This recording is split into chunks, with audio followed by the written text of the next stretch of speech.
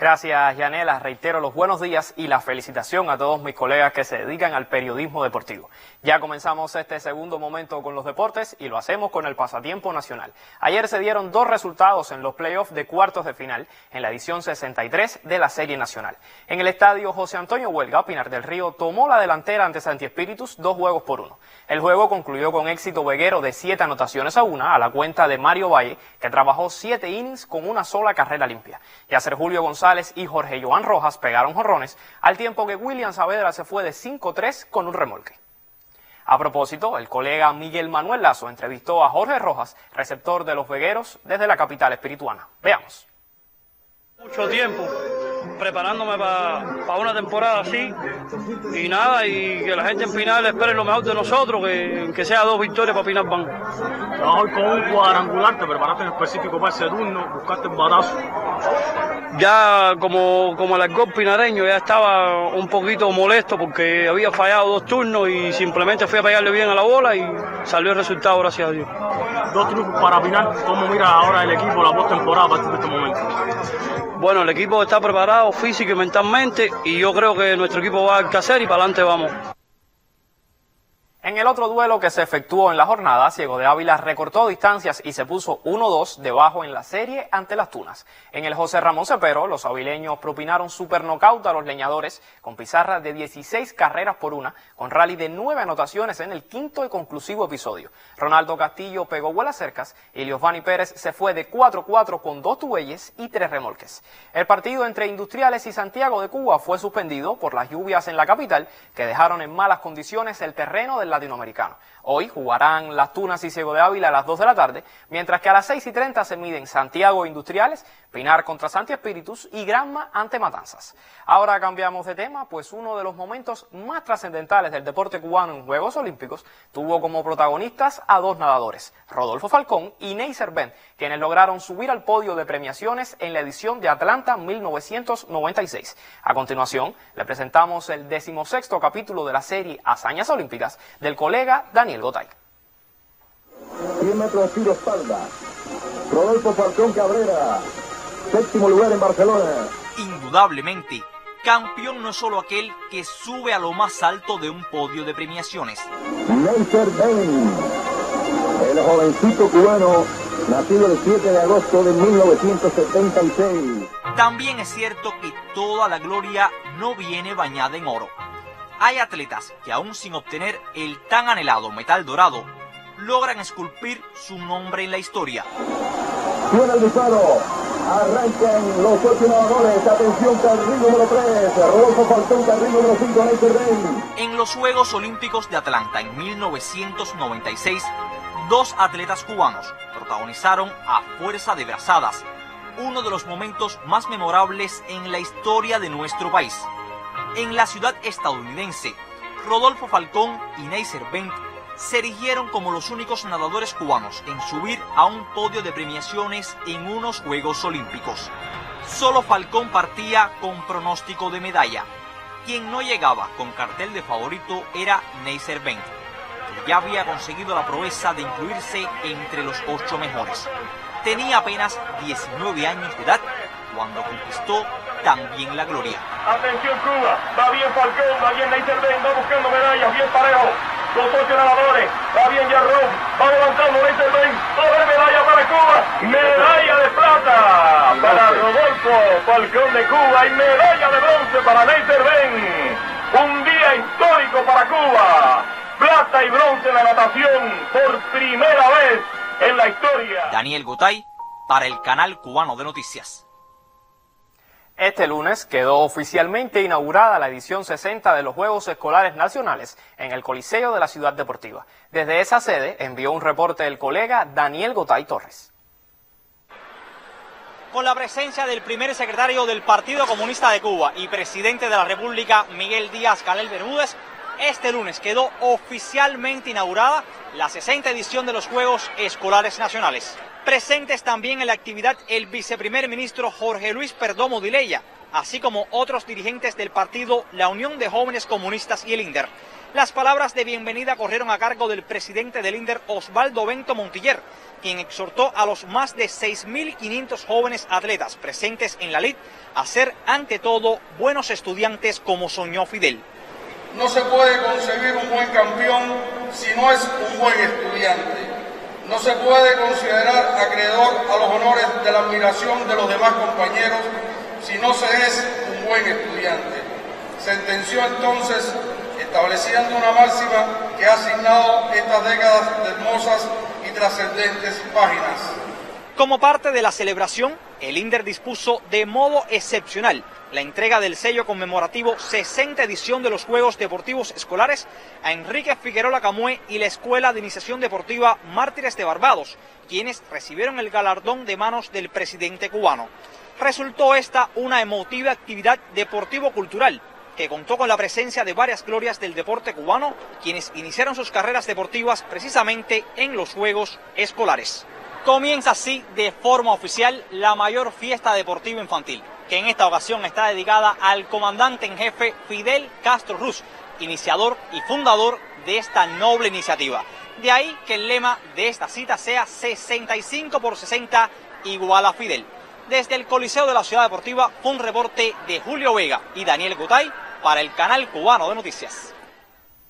Aunque la inauguración oficial de los Juegos Escolares fue este lunes en la tarde-noche, desde antes comenzó la acción competitiva. Reporta la colega Brita García Alberteris que con vistosos uniformes juegan las integrantes de los 6 equipos de fútbol femenino, categoría sub-15, que participan en los Juegos en la sede de Santiago de Cuba. El emblemático terreno del Estadio Antonio Maceo recibe las competiciones del fútbol escolar femenino en la edición 60 de los Juegos Escolares Nacionales. Para nadie es un secreto el significado que tiene esta 60 edición de los Juegos Nacionales Escolares, y por la tradición tanto revolucionaria como deportiva de la provincia, creo que fue la mejor elección que pudo tener la Comisión Nacional de Fútbol de Cuba, ¿no?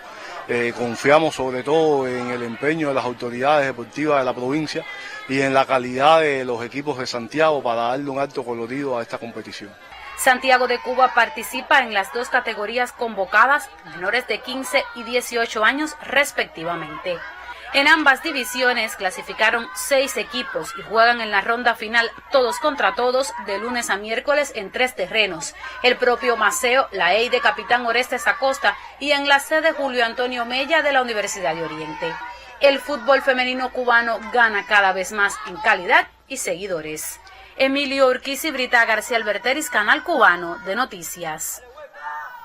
8 equipos en representación de igual cantidad de provincias cubanas intervienen en el torneo de voleibol de sala masculino durante la 60 edición de los Juegos Escolares Nacionales. Más detalles en el siguiente trabajo.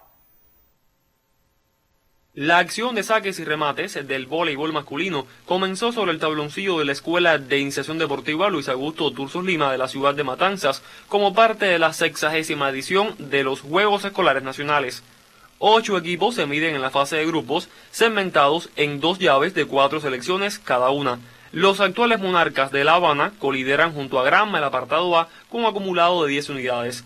Ambos equipos aseguraron su pase a las semifinales, al tiempo que Las Tunas y Santiago de Cuba lucharán por los puestos del 5º al 8º, después de 2 fechas sin contabilizar punto alguno. Venimos aquí a competir, a rivalidar el título nacional, sabiendo bien toda la calidad que tienen el resto de las demás provincias, pero bueno, producto de la gran preparación que nosotros hemos hecho, pensamos y tenemos fe y seguridad que podemos volver a salir campeones nacionales de nuevo. El equipo lo veo bien preparado físicamente, mentalmente y técnicamente para poder conseguir esa medalla de nuevo y revalidar el título de campeones nacionales. Eres también el capitán de la selección sub-17 de Cuba, que recientemente participaron en un evento internacional. ¿Cómo fue esa preparación para ese evento en específico y el resultado que tuvieron ahí? Bueno, ahí cogimos el bronce y fue una preparación corta pero eficiente para poder alcanzar el 3er lugar. Que bueno, nosotros fuimos con un objetivo que era coger el primero, pero bueno, debido a la corta preparación que tuvimos, porque vinimos a una competencia sub-19 y eso, no pudimos enfocarnos bien en nuestro objetivo que era coger el primer lugar. Cienfuegos, bronce en la lista anterior, comanda invicto el grupo B, mientras Camagüey y los subcampeones vigentes de Matanzas pugnarán por el pase a semis en la última jornada de competencia. Completa este acápite la selección de Santi Espíritus. Nosotros contamos con pocos atletas de estatura promedio 1.90, solo contamos con 2, uno de octavo y uno noveno grado, que eso nos da la puntuación en los objetivos pedagógicos en esta categoría. Pero en el juvenil sí tenemos atletas con estatura, con altas estaturas. El voleibol de sala para varones tiene actividad en un remozado tabloncillo de la EIDE Matancera, donde brilla desde ya la nueva jornada de la malla alta en Cuba. Desde Matanzas, Carlos Manuel Bernal, para el Canal Cubano de Noticias. Y ahora, como pueden observar, me encuentro en el set de entrevistas, pues como lo anunciábamos al inicio de nuestra revista, hoy se celebra el Día Internacional del Periodista Deportivo. Así que en esta mañana homenajeamos a aquellos profesionales de la comunicación social dedicados a informar sobre el mundo del deporte. Es por eso que me acompañan Lisset Ricardo, periodista de HIT, y Norlan Rosendo, subdirector del periódico Juventud Rebelde, pero que comparte la jefatura con las coberturas de temas deportivos. Muy buenos días y felicidades para ambos. Buenos días, muchas gracias. Felicidades para ti y para todos los colegas cubanos que ejercen el periodismo deportivo. Así mismo. Un placer recibirlos aquí en nuestra revista. Quisiera que me comentaran sobre la especialización. ¿Cómo se prepara Lisset Ricardo para asistir a una cobertura?